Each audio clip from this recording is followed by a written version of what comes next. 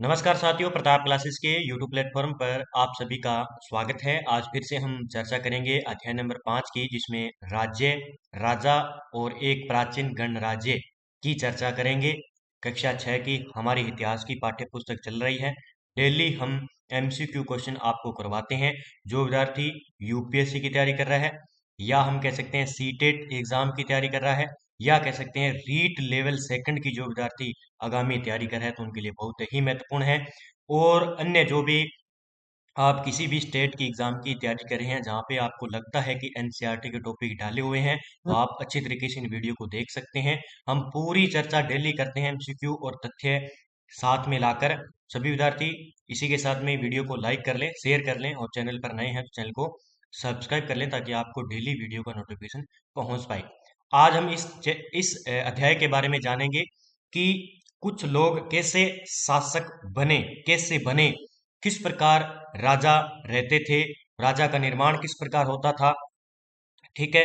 उसी प्रकार हम एक प्राचीन गणराज्य की बात करेंगे, यानी मगध के बारे में, जो सबसे शक्तिशाली शासक, उसके बारे में चर्चा करेंगे। वज्जी के बारे में चर्चा करेंगे, जो एक महाजनपद था। तो सारी डिटेल हम एमसीक्यू क्वेश्चन मैंने तैयार किए हैं और डेली आपको इसमें मिलते हैं। तो बात करते हैं पहले प्रश्न की। पहले प्रश्न की पहला प्रश्न है हमारा, वर्ण व्यवस्था के अनुसार क्या है? निम्न में से किन लोगों को वेदों के अध्ययन का अधिकार नहीं था? शूद्रों को, महिलाओं को, राजाओं को, ए तथा बी दोनों। तो इसमें जो वर्ण व्यवस्था थी, वर्ण व्यवस्था के अंदर कौन कौन आते थे? चार सामाजिक वर्ग आते थे। एक तो ब्राह्मण, कौन आता था? ब्राह्मण। ठीक है। एक आता था हमारा क्षत्रिय। ठीक है। एक आता था क्षत्रिय, एक आता था वैश्य, और एक कौन सा आता था? शूद्र। ठीक है। कौन आता था? शूद्र। ये जो है चार सामाजिक वर्ग जो है वर्ण व्यवस्था, वर्ण के अंदर शामिल थे। हम इसने पूछा है कि वर्ण व्यवस्था के अनुसार निम्न में से किन लोगों को वेदों के अध्ययन का अधिकार नहीं था? तो हम कह सकते हैं एक तो शूद्रों को और एक महिलाओं को। शूद्रों की बात करें तो जो विष होता था, क्या होता था? विष। क्या होता था? विष। जिसे हम क्या कहते थे? वैश्य। जैसे सामान्य लोग उपहार लाते थे, क्या लाते थे? उपहार लाते थे। और जिन्हें पुरोहित शूद्र मानते थे, उन्हें क्या कहते थे लोग? जो पुरोहित थे, पुरोहित। पुरोहित कौन थे? जो विशिष्ट यज्ञों को संपन्न करवाते थे। क्या करवाते थे? विशिष्ट यज्ञ करवाते थे, उन्हें पुरोहित कहा जाता था। और वही पुरोहित क्या करते थे? इन जो कुछ लोग वहां पे आते, तो वहां पे जो उपहार देते, उन लोगों को वो शूद्र मानते थे। और उसमें स्पष्ट लिखा है, महिलाएं इसके अंदर भाग नहीं ले सकती थी। तो इसका आंसर डी हो जाएगा। मुख्य तथ्य की हम बात करें, वैदिक काल में पुरोहितों ने लोगों को चार वर्णों में बांटा: ब्राह्मण, क्षत्रिय, वैश्य, शूद्र। शूद्रों का काम अन्य तीन वर्णों की सेवा करना होता था। इसे कोई अनुष्ठान करने का अधिकार नहीं था। अनुष्ठान यानी यज्ञ करने का। पराये औरतों को भी शूद्र के समान माना गया था। महिलाओं तथा शूद्रों के को वेदों के अध्ययन का अधिकार नहीं था। तो याद रखना है ये। ठीक है। शूद्रों और महिलाओं को जो यज्ञ करने का अधिकार बिल्कुल नहीं था। ठीक है, वेदों के अंदर। आगे देखिए दूसरा प्रश्न, महाजनपदीय युग में कृषि क्षेत्र में दो बड़े परिवर्तन आए थे। इन परिवर्तनों के संदर्भ में निम्नलिखित प्रश्नों पर विचार करना है हमें। हल के फल, जो फाल है, हल के फाल है अब लोहे के बनने लगे थे। पहले आपने पढ़ा होगा हड़प्पा सभ्यता के अंदर एक हल मिला है लकड़ी का, जो अभी बचा नहीं है, लेकिन वहां पे जो अ, मिट्टी के बनाए हुए, क्या बने थे? मिट्टी के बनाए हुए हल मिले थे। ठीक है। तो वहां पे उन्होंने अनुमान लगाया कि लकड़ी के हल होते थे। लेकिन बाद की हम बात करें तो 1400 पूर्व नवीनतम नगरों के बाद में जो है लोहे के बनने लगे थे। ठीक है। लोगों ने धान की कृषि बीज छिड़क कर करने के बजाय धान के पौधों का रोपण शुरू कर दिया था। बिल्कुल सही है। और ये आपने पढ़ा होगा एनसीईआरटी बुक के अंदर। तो दोनों कथन बिल्कुल सही हो जाएंगे, ये भी सही हो जाएगा और ये भी सही हो जाएगा। ठीक है। तो इसका आंसर एक और दो बिल्कुल सही हो जाएंगे। दो व्याख्या की देखें तो उपयुक्त दोनों कथन सही है। हल के फाल अब लोहे के बनने लगे थे, याद रखना है। इससे कठोर जमीन को लकड़ी के फाल की तुलना में आसानी से जोता जा सकता था। इससे फसल की उपज बढ़ गई। लोगों ने धान के बीज छिड़ककर उपजाने के बजाय धान के पौध रोपण की प्रक्रिया सीख ली थी। इससे इससे पहले की तुलना में बहुत अधिक पौधे जीवित रहते वह पैदावार ज्यादा होती थी। इसमें कमर तोड़ परिश्रम लगता था। ये काम अधिकतर दास दासी भूमिहीन और खेतीहर मजदूर जो है करते थे। याद रखना है, इसमें काम दास दासी भूमिहीन खेतीहीन मजदूर जो है कम कार्य करते थे। इसमें याद रखना है, एक तो बात यह याद रखनी है कि लकड़ी की जगह अब लोहे के जो हल बनने लगे थे, क्योंकि वहां पे कठोर जमीनों को जो है आसानी से जोता जा सकता है। फिर फसल की उपज बढ़ गई और फसल को छिड़क कर की बजाय वो क्या करने लगे, इसका रोपण करने लगे, रोप रोप कर। ठीक है, जिस प्रकार आपने चावल की खेती देखी होगी। ठीक है, आगे बात करते हैं 3 नंबर प्रश्न की। देखिए, निम्नलिखित में से कौन सा उत्तर वैदिक ग्रंथ नहीं है। बिल्कुल आपको याद रखना है कि उत्तर, तो इसमें देखिए उत्तर वैदिक ग्रंथ के अंदर ऋग्वेद नहीं आता था। ये जो होता था वो ऋग्वेदिक कालीन के अंदर आता था, ऋग्वेदिन कालीन के अंदर आता था। लेकिन उत्तर वैदिक काल या उत्तर वैदिक काल यानी बाद के जो वेद है उन्हें क्या कहा जाता था, उत्तर वैदिक ग्रंथ। यजुर्वेद था, अर्थवेद था, ब्राह्मण ग्रंथ था, हम कह सकते हैं उपनिषद भी जो क्या था, उत्तर वैदिक ग्रंथ के अंदर आता था। याद रखना है आपको। ठीक है, तो ऋग्वेद इसके अंदर शामिल नहीं होगा। ठीक है, मुख्य तथ्य की बात करें, चारों वेदों में ऋग्वेद सबसे पुराना है।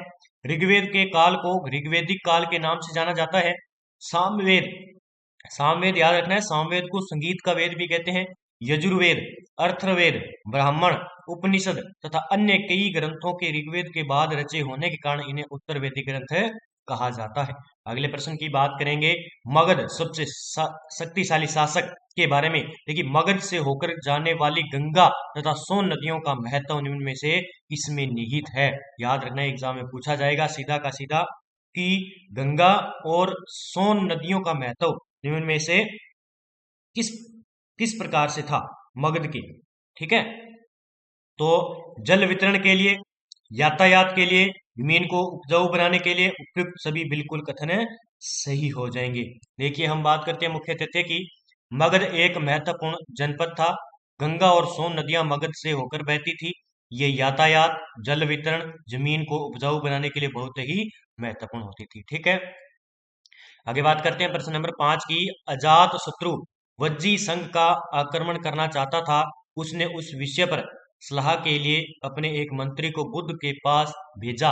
अजात शत्रु के उस मंत्री का नाम क्या था। तो देखिए, एग्जाम में पूछा जा सकता है। तो उस मंत्री का नाम था वंशकार। कौन था, वंशकार। ठीक है, याद रखना है आपको। ठीक है, मुख्य तथ्य की हम बात करते हैं।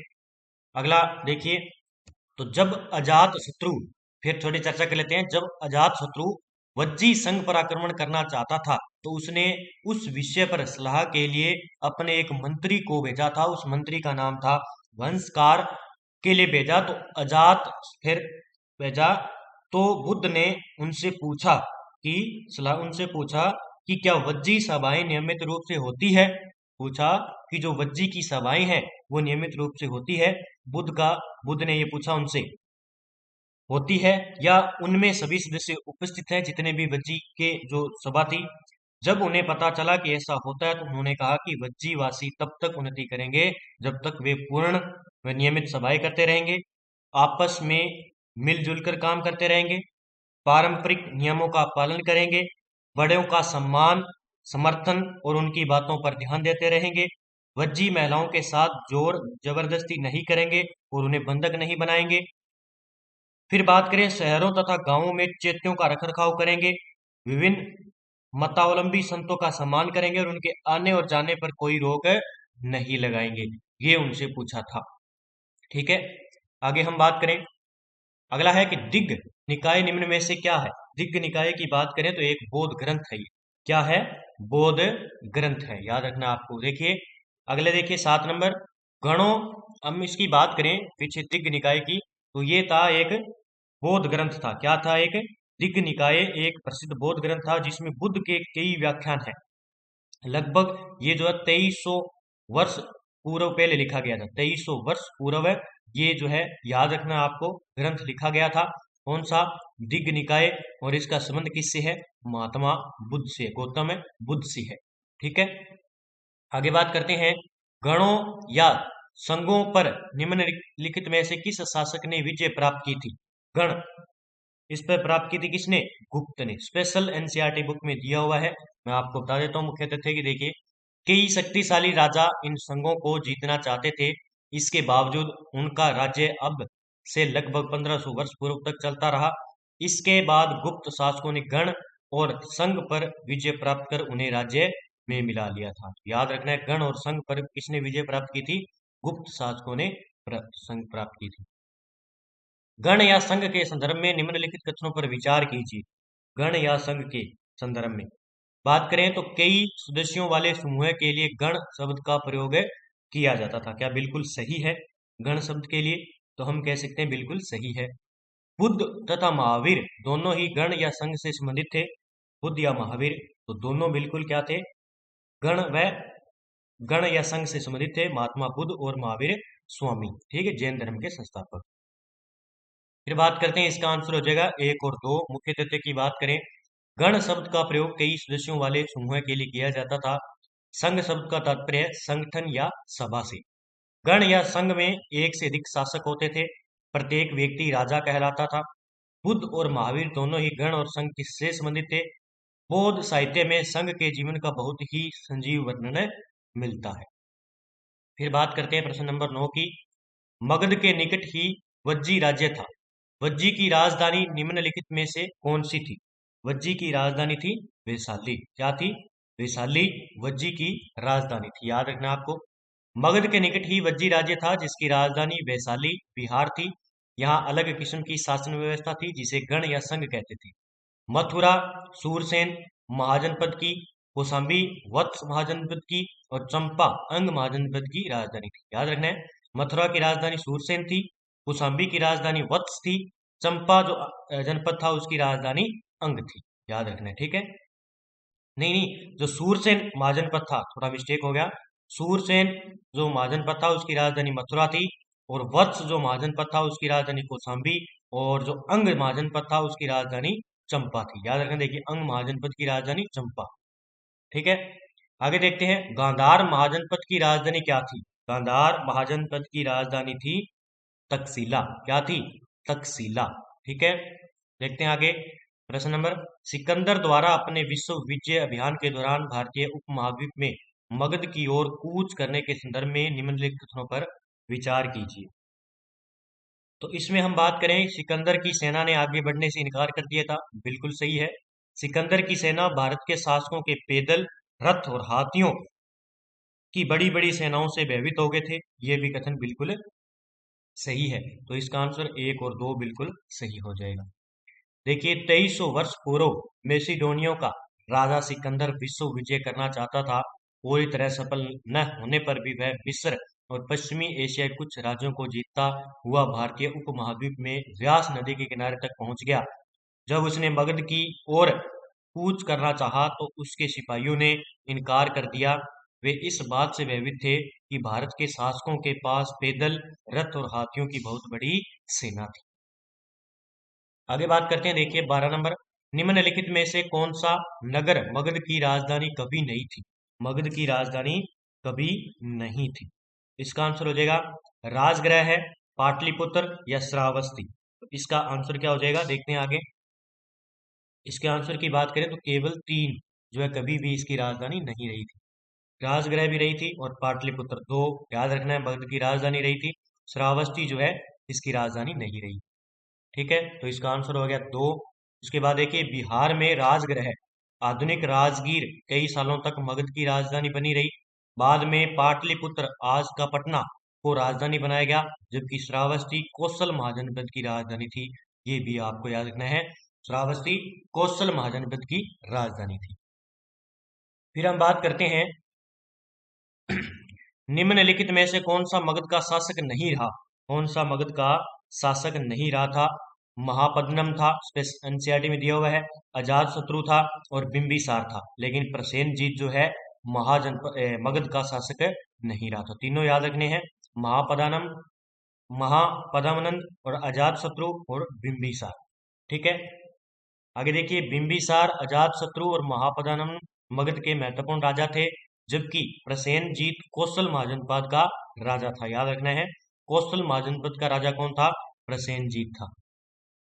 फिर बात करें, मगध के संदर्भ में निम्नलिखित कथनों पर विचार करना है। मगध के संदर्भ में, ठीक है, तो गंगा और सोन नदियों के मगध से होकर गुजरती थी, हमने पहले ही चर्चा कर ली है। मगध का एक हिस्सा जंगलों से भरा था, बिल्कुल सही है। इस क्षेत्र में लोहा अयस्क की खदानें भी हैं, बिल्कुल तीनों सही हो जाएंगे। इसका आंसर हो जाएगा एक, दो, तीन, तीनों कथन बिल्कुल सही हो जाएंगे। देखिए, लगभग 200 सालों के भीतर मगध सबसे महत्वपूर्ण जनपद बन गया। गंगा और सोन नदियां मगध से होकर गुजरती थी, अतः ये नदियां यातायात, जल वितरण, जमीन को उपजाऊ बनाने के लिए महत्वपूर्ण थी। मगध का एक हिस्सा जंगलों से भरा था, यहाँ से सेना के लिए हाथी, रथ, गाड़ियों और घरों के लिए लकड़ियां प्राप्त होती थी। इन क्षेत्रों में लोहा अयस्क की खदानें हैं, जो मजबूत औजार और हथियार बनाने के लिए उपयोगी थे। ठीक है, आगे बात करते हैं 15 नंबर प्रश्न की। महाजनपदीय कर व्यवस्था के संदर्भ में निम्नलिखित कथनों पर विचार कीजिए। महाजनपदीय कर व्यवस्था के संदर्भ में हमें बात करने, और एग्जाम में क्वेश्चन यहाँ से पक्का पूछा जाएगा। पशुपालकों को जानवरों या उनके उत्पादन के रूप में कर देना पड़ता था।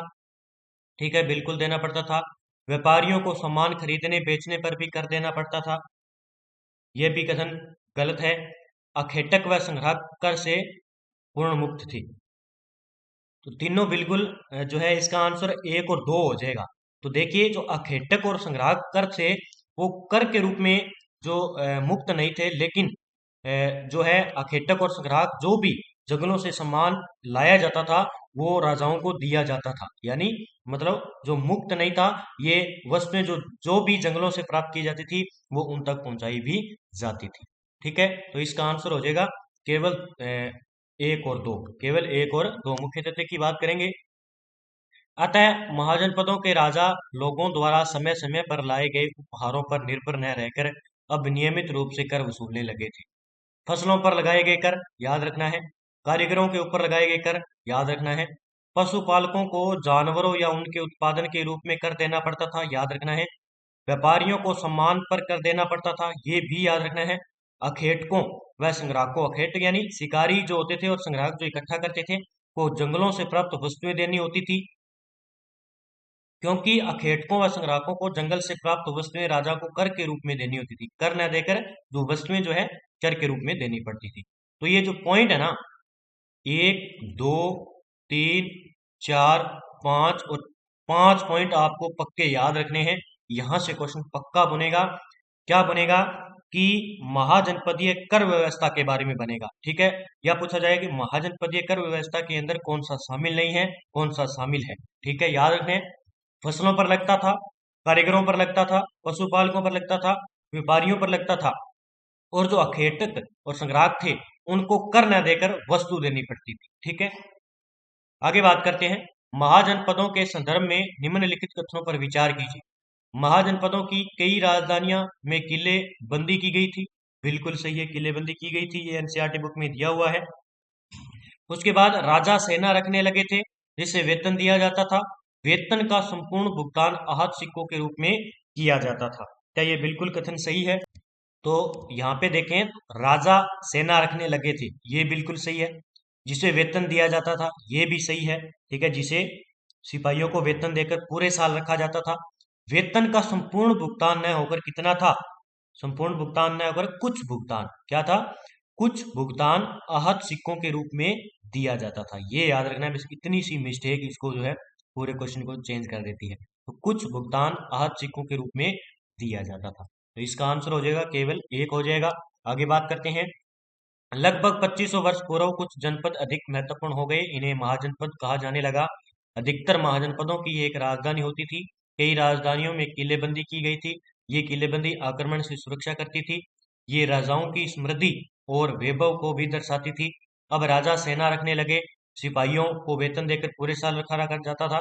कुछ भुगतान आहत सिक्कों के रूप में होता था, न कि संपूर्ण भुगतान। ये स्पष्ट दिया हुआ है, याद रखना आप। ठीक है, आगे है प्राचीन महत्वपूर्ण नगर कौशाम्बी निम्नलिखित में से किस स्थान पर स्थित है? ये एनसीईआरटी बुक में दिया हुआ है। ये है इलाहाबाद, उत्तर प्रदेश के अंदर। कहाँ पे है? इलाहाबाद उत्तर प्रदेश के अंदर है। ठीक है, कौशाम्बी नगर आधुनिक उत्तर प्रदेश के इलाहाबाद जिले में स्थित है। यहाँ से किले की दीवार के अवशेष मिले हैं। याद रखना है आपको, किले की दीवार के अवशेष मिले हैं। इसके एक भाग का निर्माण संभवतः 2500 वर्ष पूर्व हुआ था। कौशाम्बी प्राचीन काल में वत्स महाजनपद की राजधानी थी, ये भी आपको याद रखना। आगे बात करते हैं अगले क्वेश्चन की। देखिए, पुरातात्विदों ने जनपद नामक इकाइयों की कई बस्तियों की खुदाई की। ये जनपदीय बस्ती या बस्तियां निम्नलिखित में से किस या किन स्थानों पर स्थित थे? ठीक है, तो ये कहाँ स्थित थे? ये पुराना किला दिल्ली के अंदर, हस्तिनापुर मेरठ के अंदर और अंतरजी खेड़ा एंटा के अंदर। याद रखना है, यहाँ पे हो जाएगा इसका आंसर 1 2 3 बिल्कुल सही हो जाएंगे कि पुरातात्विदों ने जनपद नामक इकाइयों की कई बस्तियों की खुदाई की। ये जनपदीय बस्ती कहाँ कहाँ थी? तो पुराना किला दिल्ली के अंदर, हस्तिनापुर मेरठ उत्तर प्रदेश के अंदर और अंतरजी खेड़ा एंटा उत्तर प्रदेश के अंदर। ठीक है, तो इसका आंसर हो जाएगा 1 2 3। ठीक है, आगे देखिए 19 नंबर प्रश्न की बात करें। सूची फर्स्ट को सूची सेकंड से सुमेलित कीजिए तथा सूचियों के नीचे दी गई कूट से सही उत्तर चयन कीजिए। वैदिक कालीन वर्ण विभाजन है यहाँ पे और वर्ण आधारित कार्य विभाजन। देखिए, ब्राह्मण का काम होता था ओनली यज्ञ करना, शूद्र का काम होता था सेवा करना, विष का अर्थ होता था व्यापारी होता था और क्षत्रिय का काम होता था रक्षा करना। ठीक है, तो देखिए इसका आंसर हो जाएगा ए का 2, बी का 1, ठीक है, और सी का हो जाएगा 4 और डी का 3, यानी 2 1 4 3। इसका बिल्कुल आंसर हो जाएगा 21 43। ठीक है, 21 43 ए नंबर इसका आंसर हो जाएगा। आगे देखिए, वैदिक काल में पुरोहितों ने लोगों को 4 वर्गों ब्राह्मण, क्षत्रिय, वैश्य और शूद्र में विभाजित किया गया था, जिसे क्या कहते थे? वर्ण कहते थे। प्रत्येक के अलग अलग कार्य निर्धारित थे। प्रथम वर्ग थे ब्राह्मणों का। याद रखना है, आपसे पूछा जा सकता है कि प्रथम वर्ग ब्राह्मणों का, जो वेदों का अध्ययन, अध्यापन और यज्ञ करते थे। दूसरे थे क्षत्रिय, जो शासक वर्ग था, इनका कार्य युद्ध व लोगों की रक्षा करना। तीसरे स्थान पर था विष या वैश्य, जिसके अंतर्गत कृषक, पशुपालक, व्यापारी आते थे। शूद्रों का स्थान अंतिम था, अन्य तीनों वर्णों की सेवा इनका करना होता था। याद रखना आपको, शूद्र अंतिम में थी। आगे इतने ही क्वेश्चन थे, आज के सारे क्वेश्चन कंप्लीट हो गए हैं और इसी के साथ डेली आपको क्वेश्चन मिलते रहेंगे। इसी के साथ हमारे प्रताप क्लासेस पर आपको ऑनलाइन टेस्ट सीरीज उपलब्ध हो जाएगी। ये मात्र अब 100 रुपए में मिल जाएगी आपको। ठीक है, 100 रुपए में आपको ये टेस्ट सीरीज मिल जाएगी। और एनसीईआरटी की संपूर्ण विज्ञान स्पेशल हमने स्टार्ट कर रखी है, ताकि कई बच्चे साइंस पढ़ रखी है लेकिन उनको जो है क्वेश्चन नहीं कर पाते हैं, तो हमने टेस्ट और वीडियो यूट्यूब पर दोनों उपलब्ध है मात्र 100 रुपए में। टॉपिक वाइज मिलेंगे, ऐसा नहीं है कि कहीं टॉपिक डाल दिया। टॉपिक मिलेंगे, वहां पर फोल्डर मिलेंगे, टॉपिक मिलेंगे, जीव विज्ञान के अलग, रसायन के अलग। आप पहले टॉपिक को पढ़िए, फिर उसके बाद टेस्ट कीजिए। ऑल एग्जाम 2023 के लिए इंडिया और वर्ल्ड करंट अफेयर्स आपको चाहिए जनवरी 2023 से दिसंबर 2023 तक। आपको इसमें मंथली टेस्ट और फ्री पीडीएफ मिलेगी मात्र 50 रुपए में। सूचना सहायक के लिए स्पेशल राजस्थान करंट, अंतरराष्ट्रीय, राष्ट्रीय करंट की स्पेशल टेस्ट सीरीज स्टार्ट कर रखी है, ताकि आपके एग्जाम के लिए महत्वपूर्ण हो। अभी स्पेशल प्रताप क्लासेस पर आपको सूचना सहायक के लिए इंडिया प्लस राजस्थान की कॉम्बो जो है करंट अफेयर्स की यूट्यूब पर लाइव क्लास स्टार्ट हो चुकी है। तो क्लास नंबर आपको मिल जाएगी, डेली क्लास को देखें और रिवीजन करें अच्छे तरीके से, जिनका एग्जाम जनवरी में है। आरपीएससी व आरएसएमएसएसबी द्वारा पूछे गए प्रीवियस ओल्ड क्वेश्चन की हमने ऑनलाइन टेस्ट सीरीज प्राप्त आपको करवा रखी है, जिसमें आपको फोल्डर मिलेंगे। जैसे आरएस के हमने डाल दिए हैं, सेकंड ग्रेड के हमने डाल दिए हैं, ईआरओ के हमने डाल दिए हैं और जितने भी और एग्जाम है वो भी हमने डाल दिए, इसमें सारे मिलेंगे आपको। राजस्थान पुलिस कांस्टेबल की जो विद्यार्थी तैयारी कर रहे हैं, जिनके सीईटी में अच्छे नंबर बन रहे हैं, तो उनके लिए स्पेशल ऑनलाइन टेस्ट सीरीज आपको प्रताप क्लास पर मात्र 100 रुपए में मिल जाएगी, जिसमें आपको कंप्यूटर का बुनियादी ज्ञान, राजस्थान करंट अफेयर्स, राष्ट्रीय अंतर्राष्ट्रीय करंट अफेयर्स, महिलाओं व बच्चों के अधिकारों उनके लिए राजस्थान सरकार की जितनी योजनाएं और राजस्थान सरकार की योजनाएं व्यवस्थाएं। क्योंकि हमने जीके नहीं डाला है, क्योंकि जीके का अभी जो है पूरा कंफर्म नहीं है, तो इसलिए इतना मैटर आप अच्छी तरीके से तैयार करो हमारे टेस्ट सीरीज के माध्यम से, ताकि आपकी अच्छे से तैयारी हो सके। तो एनसीईआरटी की टेस्ट सीरीज जरूर लें, आपको मात्र 100 रुपए में मिल रही है प्रताप क्लासेस पर। और उसके बाद में जैसे ही भर्ती आएंगे इसका प्राइस बढ़ जाएगा, इससे पहले आप जल्दी जल्दी इसको ले लो ताकि आपके लिए महत्वपूर्ण हो। तो जय हिंद, जय भारत दोस्तों, मिलते हैं अगले वीडियो के साथ।